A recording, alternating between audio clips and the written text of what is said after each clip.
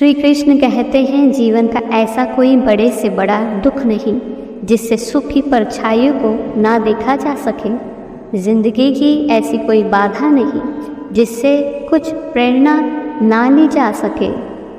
ध्यान रहे, जिंदगी के मायने दूसरों से मत सीखिए। जिंदगी आपकी है तो मायने भी आप तय करें। याद रखिए, रुक रुक के चलना घुट घुट के जीने से अच्छा है। जीवन एक सफ़र है, इसे खुल के जीने का समय आ गया है। अपने सपनों को जीवन में हकीकत बनाओ, ना कि सपनों में ही जीते जाओ।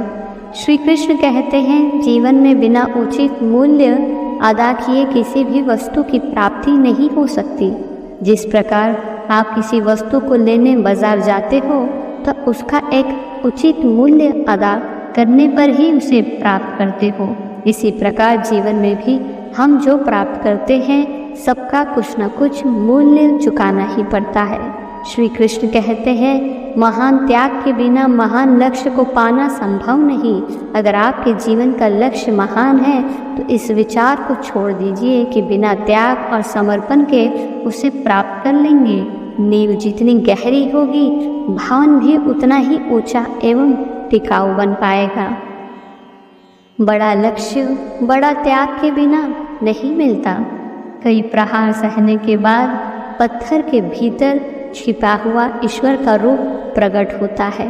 अगर चोटी तक पहुंचना है तो रास्ते के कंकड़ पत्थरों से होने वाले कष्ट को तो भूलना ही होगा।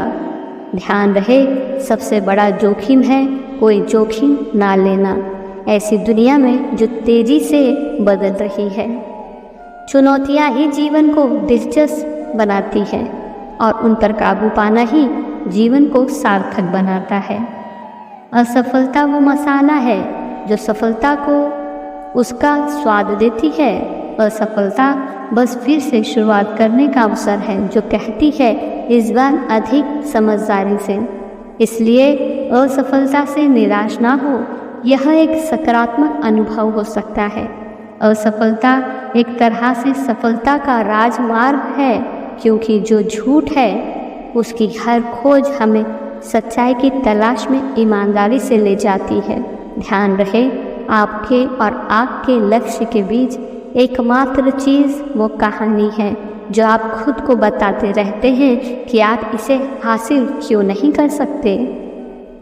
इस दुनिया में बहुत लोग इसलिए दुखी नहीं कि उन्हें किसी चीज़ की कमी है, बल्कि इसलिए दुखी है कि उनके सोचने का ढंग नकारात्मक है। सकारात्मक सोचो, सकारात्मक देखो, इससे आपको अभाव में भी जीने का आनंद आ जाएगा। दुख में सुख खोज लेना, हानि में लाभ खोज लेना, प्रतिकूलताओं में भी अवसर खोज लेना, इसको ही सकारात्मक दृष्टिकोण कहा जाता है।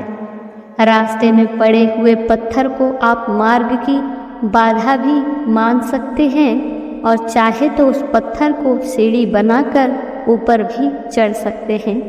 जीवन का आनंद वही लोग उठा पाते हैं जिनका सोचने का ढंग सकारात्मक होता है।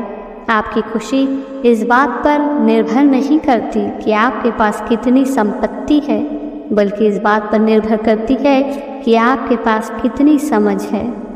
श्री कृष्ण कहते हैं जीवन को आबाद करने के लिए 100 सद्गुण भी कम है, पर जीवन को बर्बाद करने के लिए एक अवगुण भी भारी होता है। अपने वचन और व्यवहार को हल्का मत होने दीजिए। हमारा कल किया गया व्यवहार ही हमारे आज काम आता है और आज जो व्यवहार कर रहे हैं वह हमारे कल काम आएगा। धन्यवाद।